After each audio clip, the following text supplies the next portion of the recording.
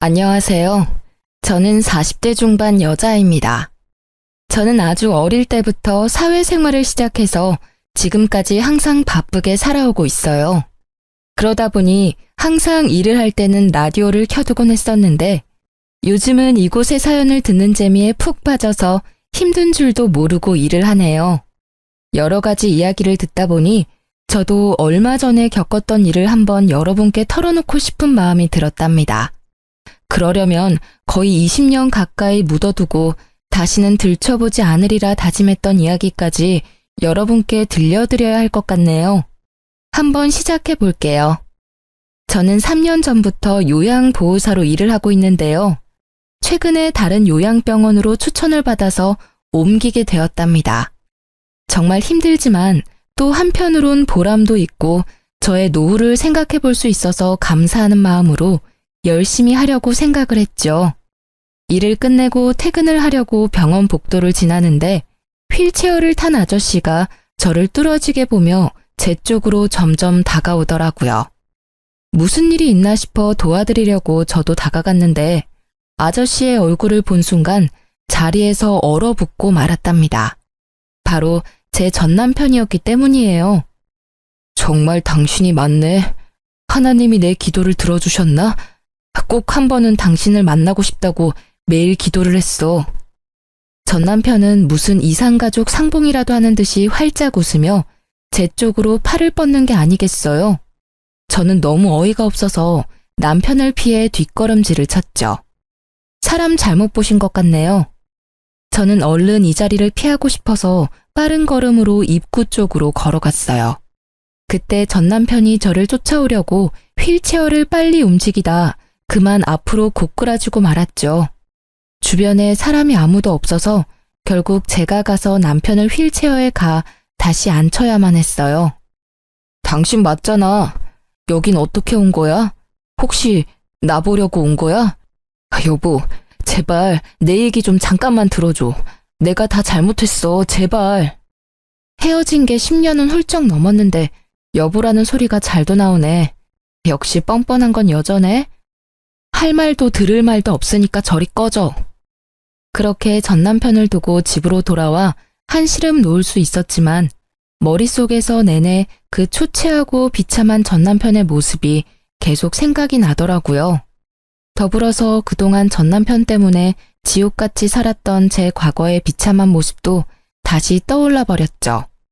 이번 자리를 통해 다 털어놓고 이제 제발 모두 잊고 살고 싶은 마음이에요. 전 남편과의 악연이 시작된 건 20대 후반쯤이었어요. 저는 고등학교에 들어가자마자 단둘이 살던 아버지가 돌아가셔서 친척 집을 전전하며 학업을 마쳐야만 했어요. 그때 서러워서 흘린 눈물을 합친다면 한강도 모자랄 거예요. 저는 돈을 벌어야겠다는 생각으로 고등학교 졸업하자마자 대기업의 생산직으로 들어가서 일을 하기 시작했죠. 3교대를 해서 밤낮이 바뀌고 몸이 너무 힘들었지만 그만큼 점점 늘어나는 월급을 보며 하루하루 버틸 수 있었답니다. 그렇게 8년 가까이 일을 하니 어느새 선임이 돼서 한결 여유로워지더라고요. 어느 날 같이 일하는 친한 언니가 말을 하더라고요. 내가 매주 롤러스케이트 동호회 나가는데 같이 가볼래? 넌 맨날 일만 하고 사니?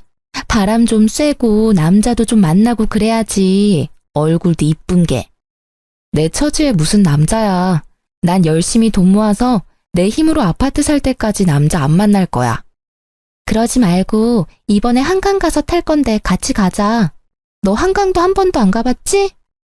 저는 그렇게 언니 손에 이끌려 처음으로 동호회를 가봤네요. 신입이라 그런지 많은 회원들이 저한테 관심을 가져서 좀 부끄러웠는데 그 중에서도 눈에 띄게 잘생긴 남자 한 분이 보이더라고요. 역시나 여러 명의 여자들에게 둘러싸여 있어서 인기가 참 많은가 보다 했죠. 그런데 어느새 그 남자가 제 옆으로 다가와서는 롤러스케이트가 서툰 저를 가르쳐주고 알려주더라고요.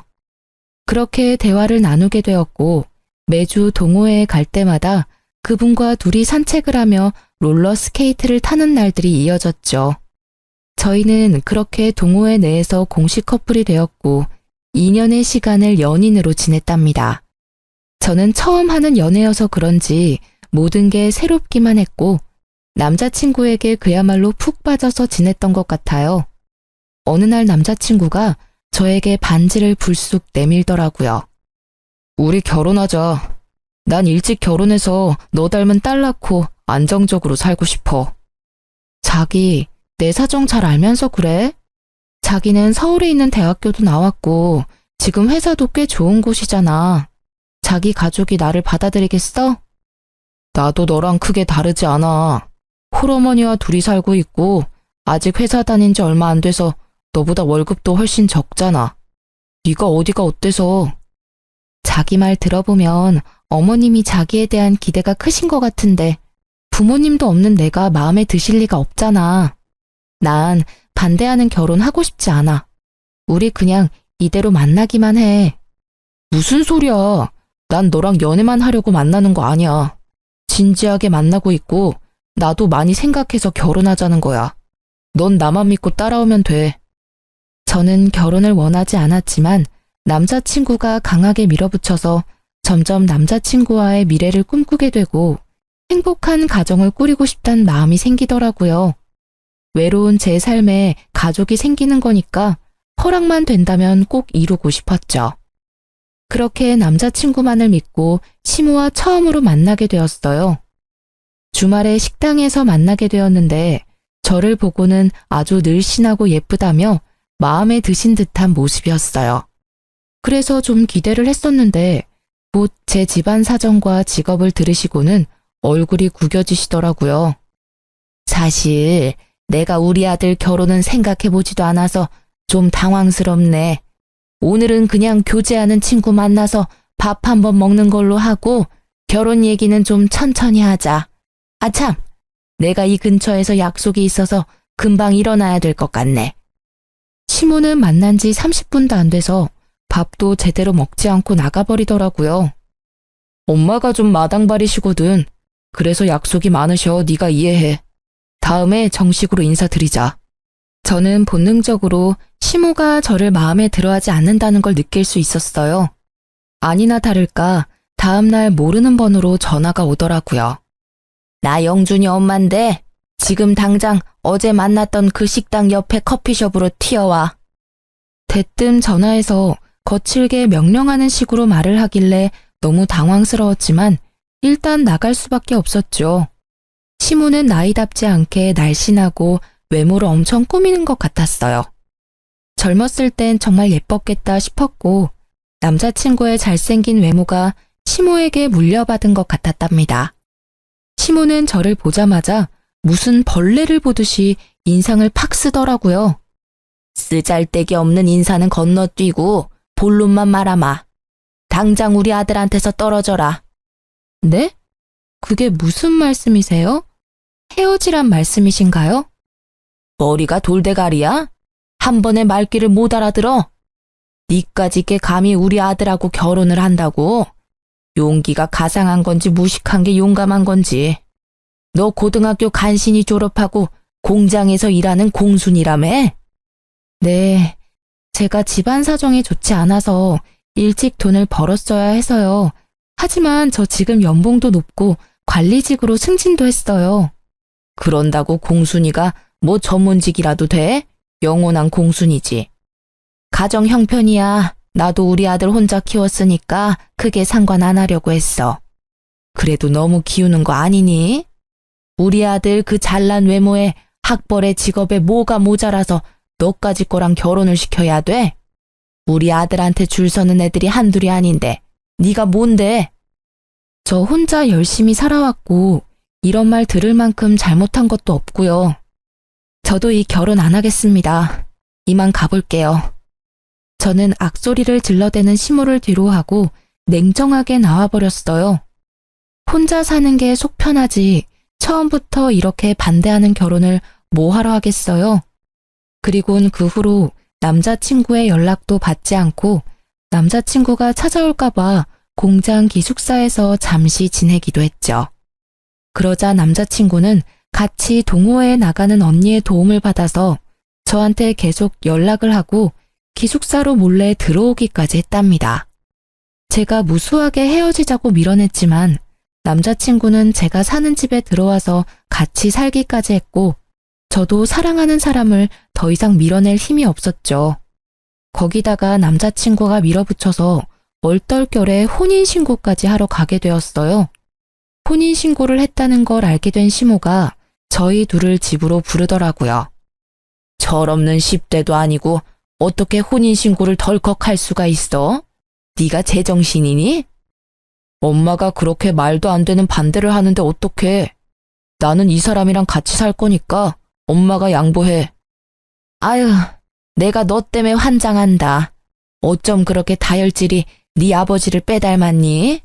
그래, 혼인신고까지 했다니 어쩌겠니? 대신 결혼식은 나중에 하고 일단 너는 이 집에 들어와서 살아라. 이 집에요? 셋이 살기엔 너무 좁은데 불편하지 않으시겠어요? 내가 불편할 게 뭐 있어? 네가 들어와서 하는 거 봐서 결혼식을 하든 나가서 둘이 살던 하게 할 거니까 들어와서 한번 지내봐. 네, 알겠어요. 제가 어머님께 잘할게요. 지켜봐 주세요. 저는 제가 남편에 비해 많이 기운다는 걸 잘 알고 있으니 시집살이를 해서라도 시모에게 인정을 받고 한 가족이 되고 싶은 마음이 컸어요. 그래서 바보처럼 그 좁은 집으로 들어가서 함께 살게 되었죠. 저는 3교대로 일을 해서 밤새 일을 하고 아침에 들어오는 달도 있었지만 힘든 내색하지 않고 매일 아침마다 따뜻한 밥과 국을 새로 해서 아침상을 차렸어요. 지금 생각하면 참 바보 같고 쓸데없는 짓이었지만 그때 당시에는 그렇게 매일 밥을 해서 남편을 먹이는 것도 행복했고 매일 하면 언젠간 시모도 저를 인정해 줄 거라는 희망이 있었던 것 같아요. 혼자 살다 보니 사실 요리를 잘하는 편은 아니었지만 시모가 가정교육도 못 받았다는 말을 하지 않도록 주변 언니들한테 물어보고 배워서 매일 다른 반찬을 만들려고 노력했었죠. 남편도 처음엔 감동하고 고마워하더니 시간이 지날수록 아침상을 받는 걸 당연하게 생각하는 것 같았어요. 나중엔 반찬이 허술하다고 저를 타박하기도 했었으니까요. 그뿐만 아니라 청소며 빨래며 모두 제 차지였고 퇴근하고 집안일까지 하면 매일 자정을 넘겨서야 쉴 수 있었어요. 시모는 비교적 젊었지만 아무런 일을 하지 않았는데 뭐가 그리 바쁜지 매일 약속 있다고 나가더라고요. 제가 들어오기 전까지는 어떻게 집안일을 한 건지 단 한 번도 도와주지도 않았죠. 혼자 살 때는 일만 하고 나머지 시간은 혼자 쉬면서 저만의 일상을 보냈는데 결혼을 하고 나니 제가 모든 집안일을 떠맡아서 너무 힘들고 피곤했어요. 하지만 제가 자발적으로 시집살이를 하겠다고 기어들어왔으니 누구에게 하소연을 할 수도 없었고 제 가슴만 썩어 문드러져 가고 있었답니다. 결혼한 지 얼마 되지 않아 시모는 저한테 매달 용돈을 달라고 요구하기 시작했죠. 네가 우리 아들보다 돈도 더 잘 번다며? 말로만 하면 뭐해? 며느리가 돼서 시어미 용돈도 안 챙겨주니? 이렇게 못 배운 티를 내니? 용돈이요? 영준 씨가 매달 드린다고 하던데요? 영준이는 영준이고 너는 너지. 돈 자랑 그렇게 하더니 왜 입을 싹 닦아? 당장 오늘부터 매달 50만 원씩 보내라. 지금도 시부모님 용돈으로 50만 원씩이라고 하면 적은 돈은 아니잖아요. 10여 년 전엔 더 큰 돈이었는데 저는 어쩔 수 없이 시모에게 매달 돈을 줘야만 했어요. 그것도 남편에게는 말하지 말라고 해서 비밀로 하고 줘야만 했죠. 시모에게 돈을 주다 보니 막상 제가 쓸 돈도 모자르고 저축은 전혀 할 수가 없게 되었답니다. 저는 제가 할 수 있는 건 최선을 다해서 시모와 남편에게 해주려고 노력했어요. 정성을 들이면 언젠가는 제 진심이 통할 거라는 바보 같은 생각이었죠. 하지만 매번 돌아오는 건 천의 고아의 무식한 공순이라는 시모의 비아냥뿐이었답니다. 그렇게 열정적이었던 남편도 막상 같이 살게 되자 눈에 띄게 사랑이 식어가는 게 보일 정도로 차갑게 굴기 시작했죠. 매일 주어진 일을 해나갔지만 뭔가 잘못된 게 아닐까라는 생각으로 머릿속이 복잡해졌답니다. 어느 날 퇴근하고 집에 돌아오는데 맞은편에서 시모와 시모 지인들이 떠들썩하게 수다를 떨면서 걸어가는 게 보였죠. 저는 반가운 마음에 시모에게 종종 걸음으로 다가갔는데 저를 발견한 시모가 정색을 하더니 저를 모르는 척 쓱 지나가 버리는 거 있죠. 저는 너무 황당해서 점점 멀어지는 시모만 넋놓고 바라볼 수밖에 없었어요. 기운이 빠져서 힘없이 집에 들어오니 먼저 와 있던 시모가 저한테 물건을 막 던지며 소리를 지르는 게 아니겠어요? 너는 거기가 어디라고 감히 아는 척을 하려고 해? 너 때문에 얼마나 시겁했는지 알아? 그럼 어머님 봤는데 인사 안 하고 지나쳤으면 또 한 소리 하셨을 거 아니에요. 제가 어떻게 해야 되는데요? 이것 봐라. 아주 본색이 나오시네. 너같이 급 떨어지는 애가 며느리라고 동네방네 자랑이라도 하리? 눈치를 보니 어머님 지인분들은 영준 씨가 결혼한지도 모르는 모양이네요. 결혼한 거 숨기신 거예요? 야, 결혼식도 안 했는데 무슨 혼인신고야. 니네가 멋대로 한 거고. 나중에 어떻게 될지 누가 알아? 나 참, 밖에서 나 보면 아는 척 하지 마. 쪽팔리니까. 제가 부끄럽다고 아들이 결혼했다는 것도 말하지 않다니 너무 서운하더라고요. 제가 무슨 숨겨놓은 여자도 아니고 나쁜 짓을 한 것도 아닌데 이렇게 당당하지 못하게 살아야 할 이유가 있나 싶었죠. 저녁에 남편에게 말하니 황당하게도 시모 편을 들더라고요. 결혼식을 해야 축의금도 받고 떳떳하게 밝힐 수가 있는 거지. 사실 지금이야 동거라고 봐야지. 동거? 혼인신고까지 해놓고 그렇게 무책임하게 말할 거야? 그럼 결혼식은 언제 할 건데? 차일피일 미루기만 하고 있잖아. 아, 좀 기다리라고. 나 곧 이직할 건데 회사 사람들한테 축의금 받긴 좀 그렇잖아. 이직? 그런 말 없었잖아. 멀쩡히 잘 다니던 회사를 왜 옮겨? 아, 그런 게 있어. 너한테 일일이 다 말해야 돼? 피곤하게. 말하면 뭐 알아듣기는 하고. 근데 너 옷꼬라지가 이게 뭐야? 같이 산다고 너무 막 하는 거 아니야? 완전 아줌마 다 됐네. 말 다 했어? 퇴근하자마자 청소하고 밥 차리고 설거지 해봐. 피곤해서 씻을 힘도 없어. 도와줄 생각은 안 하고 이제 내 외모 지적이야? 아니, 좀 꾸미면 예쁜 걸 알아서 그러는 거지. 아, 말 대답 좀 그만해. 피곤해 죽겠는데. 결혼 초기만 해도 밤에 둘이 공원에 나가서 롤러스케이트를 타기도 하면서 깨가 쏟아지는 시절을 보냈는데요. 다른 회사로 이직하고 나서는 아예 저에게 무관심해져서 하루에 몇 마디도 나누지 않는 지경까지 되었답니다. 뭘 물어보기만 해도 버럭 짜증부터 내니까 저도 남편에게 말 걸기가 무섭더라고요. 결혼식도 못하고 무슨 숨겨놓은 여자 취급을 하니 저도 너무 억울하고 점점 결혼 생활에 회의를 느끼게 되었죠. 그러다가 시모에게 더욱 정 떨어지는 일이 생기게 되는데요. 시모가 들었던 계모임의 계주가 돈을 들고 야반도주를 했다는 거예요. 시모는 5천만 원을 순식간에 날리게 되었다면서 밤마다 가슴을 주먹으로 치며 울고 난리를 부렸죠. 더군다나 그 중에 3천만 원은 최근에 사채업자에게 빌려서 계주에게 줬던 거라 매달 엄청난 이자를 내야 했고 시모는 당연히 갚을 능력은 전혀 없었어요. 엄마가 매일 밤 저렇게 우는 게 불쌍하지도 않아? 당신 모아둔 돈 좀 있지? 내가 차차 갚아줄 테니까 일단 급한 불부터 좀 끄자. 그거 갚으려면 나도 적금 깨야 돼. 내가 얼마나 힘들게 모은 건데. 그깟 돈보다 시어머니 건강이 우선 아니야? 아, 당장 돌아가실 것 같이 구시는데 일단 적금 좀 깨. 내가 매달 갚아줄게. 넌 내가 깡패들한테 잡혀갔으면 좋겠지? 며느리라는 게 어쩜 그렇게 야박해? 하나뿐인 시어미한테 그깟 돈 좀 못 해주니? 적금 좀 깨면 어때? 다시 부으면 되지. 끝까지 모른 채 하고 싶었지만 당장 사채업자들이 집까지 찾아와서 문을 두드리고 겁을 주니까 해결부터 해야겠다 싶더라고요. 남편은 사채업자들이 제 회사까지 찾아올 거라면서 매일 적금을 깨라고 저를 압박했고요. 사실 저는 어릴 적부터 차곡차곡 들었던 적금이 있었는데 그걸 깨서 시모의 빚을 갚아주게 되었어요. 제가 너무 속상했던 건 제가 빚을 갚아줬음에도 시모는 저에게 고맙단 말 한마디도 하지 않았다는 사실이었어요.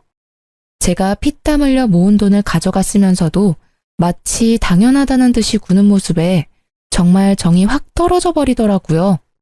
그동안 시모에게 인정받으려고 애썼던 순간들이 모두 부질없이 느껴졌죠. 사실 아무도 저를 잡지 않는데 저만 이 집에서 나가버리면 두 사람과의 인연은 바로 끝나버릴 수 있을 것 같더라고요.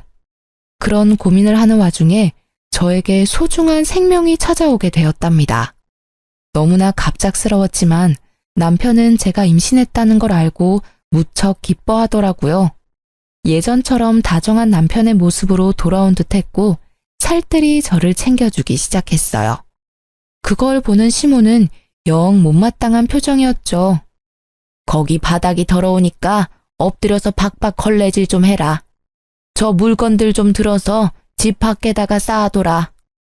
어머니, 초기엔 쪼그려 앉거나 무리하면 안 된대요. 이따가 영준 씨 오면 시키세요.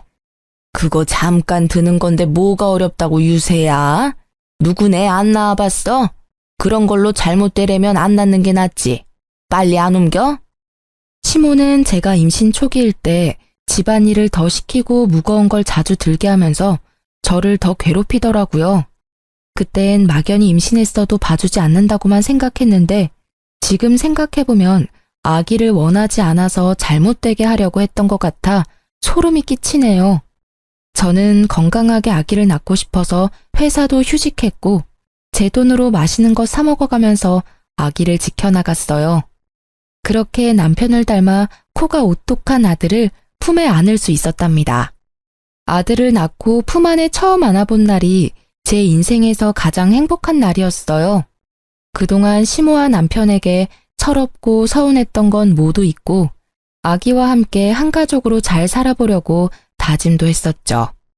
그렇게 집에서 아기를 돌보는데 빌라가 너무 좁아서 거실에서 아기와 생활하다 보면 물건들이 가득 차서 발 디딜 틈도 없더라고요.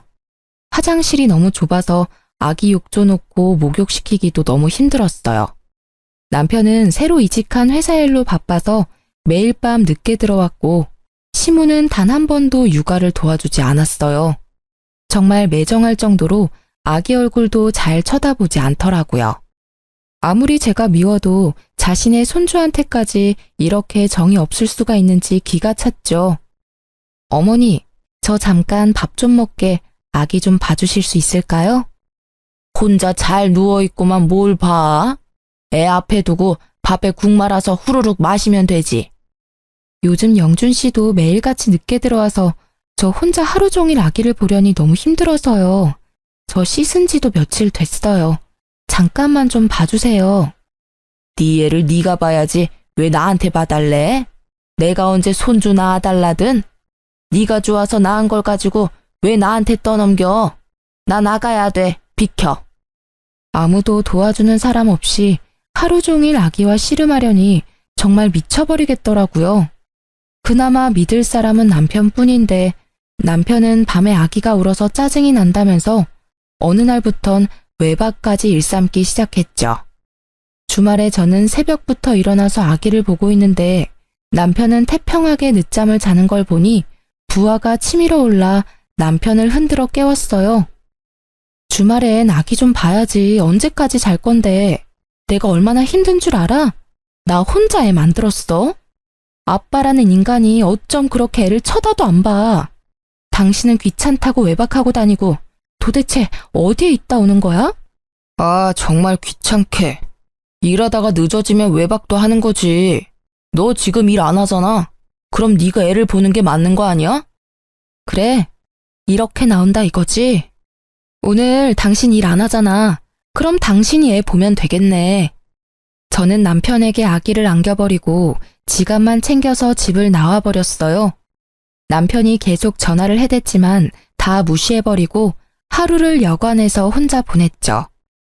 오랜만에 혼자 있으니 몸은 참 편했지만 아기가 걱정이 돼서 마음이 너무 불편했어요.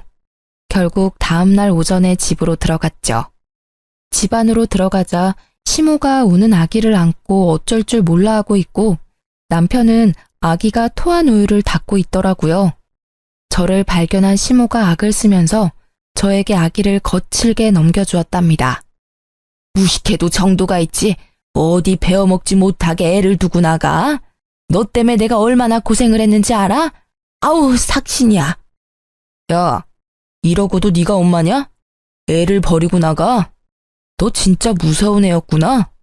오히려 잘 됐어. 어젯밤 덕에 너랑 갈라서야겠다는 확신이 들었다. 당장 헤어지자. 뭐? 헤어져? 고작 하루 애 두고 나갔다고 이혼을 하자고?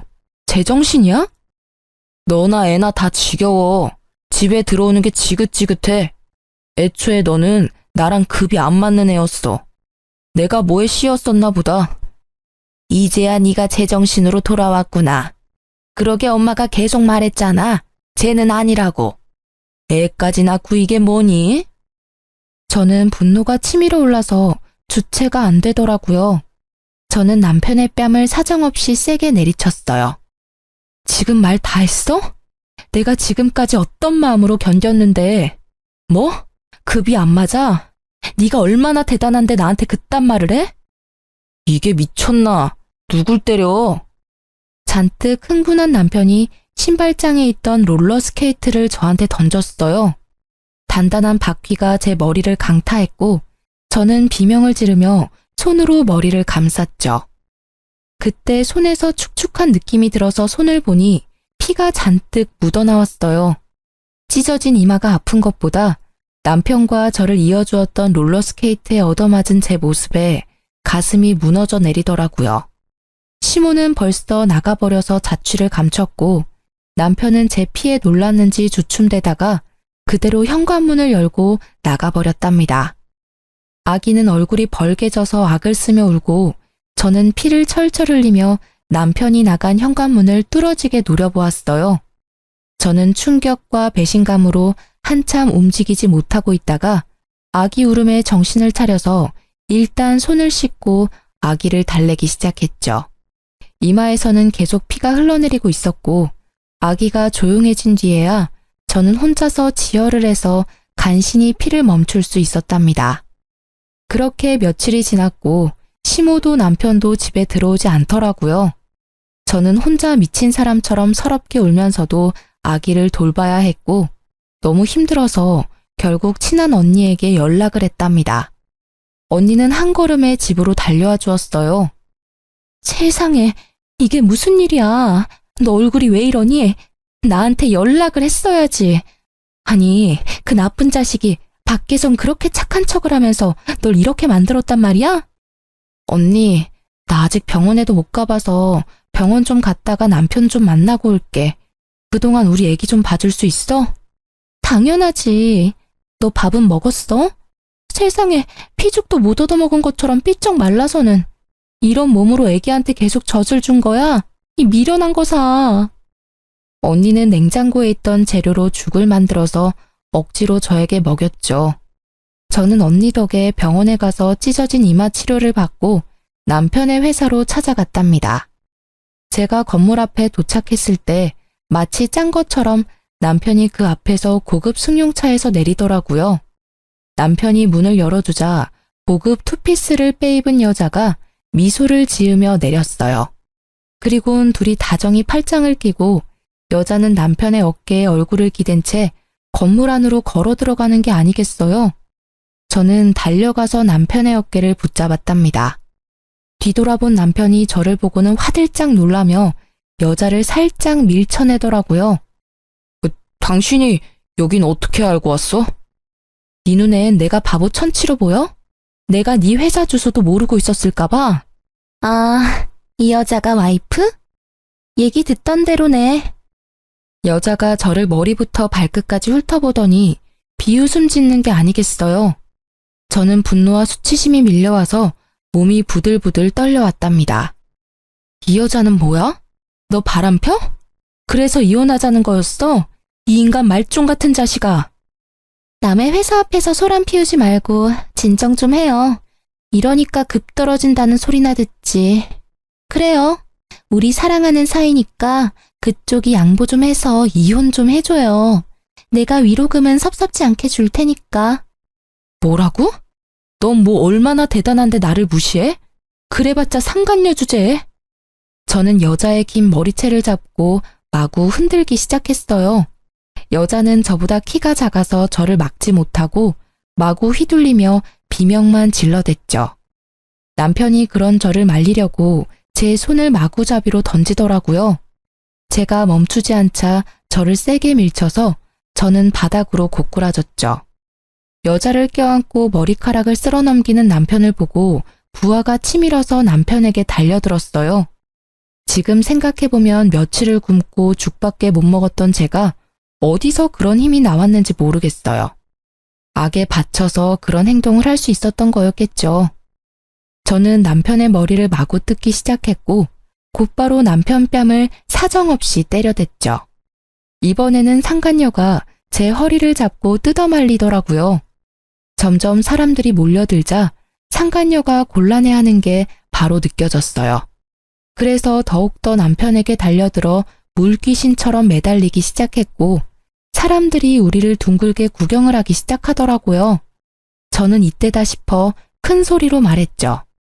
남의 남편이랑 바람을 폈으면 싹싹 빌어도 모자랄 판에 돈 줄 테니까 이혼하라고? 그래, 어디 한번 얼마를 줄지 기대하고 있을 테니까 보따리로 한번 싸갖고 와봐. 상간녀 주제에 고상한 척 잘난 척 하지 말고. 저는 긴 머리로 얼굴을 필사적으로 가리는 상간녀를 팍 밀치고 건물을 나왔죠. 집으로 돌아오는 내내 눈물이 주체할 수 없이 흐르더라고요. 아기 때문에 화가 나서 이혼이란 말이 튀어나왔을 거라고 생각했는데 남편에게 다른 여자가 생겼다니 믿어지지가 않더라고요. 거기다 내 초라한 몰골과 비교가 되게 화려하고 고상한 모습을 보니 비참하고 제 자신에게도 화가 얼마나 나던지요. 제 인생에서 남자는 남편 한 사람뿐이었고 그래서 저의 모든 것을 남편을 위해 희생했었는데 그야말로 헌신짝이 되어버린 거니까요. 더군다나 갓난쟁이 아기까지 있으니 어떻게 살아가야 하는지 막막했어요. 다음 날 얘기를 다 들었는지 시모가 집으로 왔더라고요. 그동안 어디서 지냈던 건지 아주 얼굴이 더 좋아졌고 비싸 보이는 옷을 입고 있었어요. 너 어제 영준이 회사 가서 난리를 쳤다며? 그렇게 못 배운 티를 내고 싶니? 우리 한 사장이 너 때문에 얼마나 곤란해졌는 줄 알아? 그 상간녀가 한 사장이에요? 그 회사 사장이라고요? 상간녀라니 말 조심 못해? 얼마나 대단한 분인 줄 알아? 영준이보다 4살 많은데 그 큰 회사 대표에다 재산이 어마무시하다. 그런 여자가 좋다는데 어떤 남자가 마다해? 이제야 기억이 나네요. 영준 씨한테 그 회사 소개한 거 어머님이죠? 일부러 그런 거죠? 손주까지 있는데 어머니가 사람이에요? 소개해준다고 다 정분나냐? 둘이 잘 될 팔자였으니까 그런 거지. 더 말할 거 없고 이렇게 된 거 한 사장이 두둑히 챙겨준다고 할 때 이혼해. 애랑 살려면 돈이 있어야 할 거 아니야. 현실적으로 생각을 좀 하라고. 그래도 어머니 손주인데 어쩜 그렇게 정이 없으세요? 이혼하면 다신 손주 안 보실 거죠? 어차피 재혼하면 자식이야 또 생길 텐데 지금 정리 안 하면 나중에 분란만 생긴다. 네가 원해서 낳은 애니까 네가 키워라. 나나 영준이는 미련 없으니까 친권이며 양육권이며 싹 다 네가 가져가고 이혼만 해줘라. 육아하느라 정신이 없어서 남편이 했던 말을 흘려들었었는데 이제야 기억이 나더라고요. 그동안 남편이 자기 회사 대표가 대단하다면서 칭찬을 많이 했었고 저랑 비교도 많이 했었거든요. 저는 당연히 남자일 줄 알고 신경도 안 썼는데 그 상간녀였던 거죠. 시모는 어떤 모임에서 상간녀를 알게 됐는데 상간녀가 몇 년 전에 이혼을 했다는 걸 알고 남편을 그 회사로 이직하라고 계속 꼬드겼던 거죠. 시모의 소원대로 얼굴이 반반한 남편에게 상간녀가 관심을 갖게 됐고 결국 넘지 말아야 할 선까지 넘어버리게 된 것이었고요.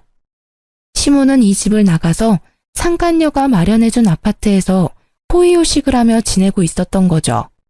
그러니 제가 얼마나 눈의 가시처럼 여겨졌을까요? 제가 순순히 이혼 안 하면 어쩔 건데요? 돈에 눈이 돌아서 아주 쥐도 새도 모르게 어떻게 해버릴 것 같네요. 내가 누구 좋으라고 이혼을 해요? 이혼 안 하면 마음 떠난 남편 붙들고 내 구박받으면서 계속 이렇게 살 거야? 애를 생각해서라도 잘 생각해라. 한 사장 마음 바뀌기 전에. 이번에는 급에 맞는 며느리 얻으셔서 아주 좋으시겠네요. 대단한 며느리 모시고 어디 한번 잘 살아보세요. 어머님이 제 눈에서 피눈물 나게 했으니까 어머니도 언젠가 피눈물 흘리면서 후회할 날이 올 거예요. 내가 눈 똑똑히 뜨고 지켜볼 거고요. 저는 그 길로 아기를 데리고 그 집을 나와버렸답니다. 시모 말대로 이미 끝난 인연을 아기 때문에 미련하게 붙잡고 있기도 싫었고 남편이나 시모 얼굴도 다시는 보고 싶지 않을 만큼 끔찍했거든요. 합의 이혼하고 확정이 된 날에 참 어이가 없는 게 셋이 살던 그 좁은 빌라 명의도 제 이름으로 바꿔주고 상간녀가 바로 1억을 입금해 주더라고요. 돈을 막 써도 될 만큼 많아서 그런 건지 아님 그만큼 남편에게 빠져서 그런 건지는 몰라도 저는 20년을 벌어도 못 모을 돈을 한 번에 보내주니 참 기가 막혔답니다. 너무 원통하고 분하고 제 지난 시간이 후회되었지만 아기와 살 길이 막막했기에 그 돈을 받을 수밖에 없었어요. 저는 셋이 살던 그 빌라가 치떨리게 싫어서 바로 팔아버리고 그 돈과 1억을 합쳐서 서울의 아파트를 구입해서 아기와 둘이 살아가게 되었답니다. 혼자의 몸으로 갓난아기를 키우며 사는 건 정말 고통스러울 정도로 힘들었죠. 저는 잠깐씩만 일할 수 있는 식당 아르바이트를 해서 돈을 벌다가 아기가 유치원에 다닐 수 있게 되자 좀 숨통이 튀어 작은 건설 회사의 경리로 일을 하기 시작했어요. 사무직 경력이 없던 저는 야근까지 해가면서 열심히 일을 배워서 6개월이 지나서부터는 사장님의 인정도 받게 되었고 5년 동안 그곳에서 일을 했죠. 그리고 거래처 직원이었던 지금의 남편과 안면을 트고 점점 친해지게 되었는데요. 몇 번의 데이트를 하고는 저한테 프로포즈를 하더라고요. 우리가 만난 지는 얼마 안 됐지만 사실 전 오랫동안 지켜보고 있었어요. 우리 처지가 같은데 같이 살아봅시다. 내가 원희 씨 노후 남부럽지 않게 책임질게요. 너무 이른감이 있다고 생각했지만 지금 남편은 사별을 해서 아들 한 명을 키우며 살고 있어 처지가 비슷해서 더욱 정이 갔답니다. 한 번의 아픔이 있었지만 듬직한 남편을 한 번 더 믿어보기로 하고 용기를 내서 재혼을 하게 되었죠. 지금은 두 아들과 남편과 함께 행복한 가정을 이루어 살고 있답니다. 내 가족을 만들고 싶다는 저의 바람이 드디어 이루어진 것이죠. 남편은 기술직이라 연봉이 높은 편이고 제가 예전에 사놓은 서울의 아파트의 월세만으로도 일을 안 해도 될 정도인데요. 저는 평생을 일을 해서 그런지 전업주부로 사는 게 오히려 더 힘들더라고요. 그래서 요즘 많이 한다는 요양보호사 자격증을 따서 요양병원에서 일을 하게 되었답니다. 어디서나 성실하게 일을 하기에 이번에도 인정을 받아서 다른 요양병원으로 더 좋은 대우를 받고 옮겨보기로 한 거였는데요. 그곳에서 생각만 해도 치가 떨리는 전 남편을 만나게 된 것이었죠. 제가 전 남편을 보고 너무 충격을 받았던 건 전 남편이 두 다리가 없다는 사실이었어요. 그런 모습을 하고 있으리라곤 상상도 하지 못했었는데 말이죠. 두 다리가 없는 전 남편을 부축해서 휠체어에 앉히고 나니 무릎이 덜덜 떨리더라고요. 그런 제 표정을 읽었는지 전 남편이 황급하게 말을 해나갔죠. 당신한테 못할 짓을 해서 내가 벌을 받았어. 당신이랑 이혼하고 그 여자랑 바로 결혼식을 했어. 어머니 소원대로 대단하게 치렀지. 신혼여행 다녀와서 새벽에 공항에서 집으로 올 때 크게 사고를 당했어. 그때 두 다리를 잃었지. 당신이 얼마나 그리웠는지 몰라. 나랑 이혼한 순간부터 그쪽이랑 나는 남보다 못한 사이예요. 그쪽이 어떻게 되든 아무 관심이 없다고. 전 남편은 초췌한 얼굴로 눈물을 절절 흘리면서 팔을 연신 제 쪽으로 뻗어대더라고요. 저는 그 모습조차 소름이 끼쳐서 계속 한 발짝씩 뒷걸음질 쳤어요. 당신도 내가 싫지? 그 여자는 많이 다치지 않았었는데 내 다리가 없단 걸 알고는 뒤도 안 보고 가버리더라고. 결혼식만 했지 혼인신고도 안 해서 가는 걸 막을 수가 없었어. 그 후로 어머니가 내 기저귀 갈아가며 간병하시느라 고생 많이 하셨는데 작년에 갑자기 뇌출혈로 돌아가셨어. 그래서 요양원으로 들어온 거야. 태어난 손주 기저귀 한 번도 안 갈아주더니 다리 잃은 아들의 대소변을 받아가며 간병했었다는 시모야말로 자업자득이라 해야 할까요? 저는 더 이상 전 남편과 마주하고 싶지 않아 서둘러 현관으로 발걸음을 옮겼어요. 전 남편이 저를 따라오면서 계속 불러대더라고요. 여보, 잠깐 기다려줘. 할 말이 있어. 제발. 우리 아들은 지금 어디 있어? 내가 매일 우리 아들 생각하며 울다 잠들어. 우리 아들 얼굴 한번 볼 수 있을까? 내 소원이야. 내가 왜 그쪽 소원을 들어줘야 돼? 그리고 당신이 나랑 아기를 버린 이후로 당신 아들은 이 세상에 없는 거야. 다시는 우리 아들이란 말 짓거리지 마. 매일 당신이랑 우리 아들만 생각하며 살았어. 언젠가 다시 만날 수만 있다면 당신에게 벌인 짓을 용서를 빌고 싶었어. 여보, 미안해. 제발 용서해줘. 다시 날 받아줄 순 없을까? 용서 좋아하네. 다리까지 잃었으면 사람이 될 만도 한데 예전이나 지금이나 어쩌면 그렇게 이기적이야? 내가 아직도 너만 바라보고 사는 등신인 줄 알아? 난 진작에 재혼해서 지금 남편이랑 행복하게 살고 있어.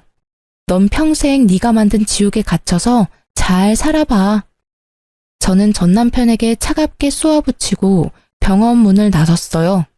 이참에 병원도 그만두고 좀 쉬어야겠다고 마음을 먹었죠. 병원 밖 주차장에서 지금의 남편과 학교를 마친 아들들이 웃으며 손을 흔들고 있더라고요. 저는 혹시나 전 남편이 볼까 무서워 병원 쪽을 뒤돌아봤는데 아니나 다를까 저를 찾으려고 전 남편이 휠체어를 끌고 밖으로 나오더라고요. 저는 승용차 쪽으로 달려가서 얼른 아들을 차에 타게 하고 급하게 차를 출발시켰답니다. 영문을 모르고 급하게 운전하는 남편과 무슨 일 있냐고 묻는 아들들의 물음에 차마 대답할 수가 없더라고요. 그렇게 헤어지고 마지막으로 전 남편을 마주쳤고 그 후론 보지 못했죠. 어릴 때부터 외로운 인생을 살았던 제가 갓난아기와 함께 버려져서 또다시 혼자 이 세상의 풍파를 겪어내야 했을 때 정말 이 세상에 대한 끈을 놓아버리고 싶었던 적이 한두 번이 아니었는데요. 그 아픔을 다 견딜 수 있었던 건 저의 하나뿐인 아들 덕이었죠. 시모와 전 남편의 처참한 말로를 보니 역시 사람이 죄를 지으면 안 된다는 걸 다시 한번 느끼게 되네요. 그리고 그동안 저의 아픔도 어느 정도 보상을 받은 기분이 들어요. 이번에 제 이야기를 털어놓은 것을 시작으로 전 남편에 대한 건 모두 잊어버리고 지금의 남편과 두 아들과 함께 지지고 볶으며 행복하게 살아볼게요. 여러분도 항상 행복하시길 바라면서 이야기를 마치겠습니다. 감사합니다.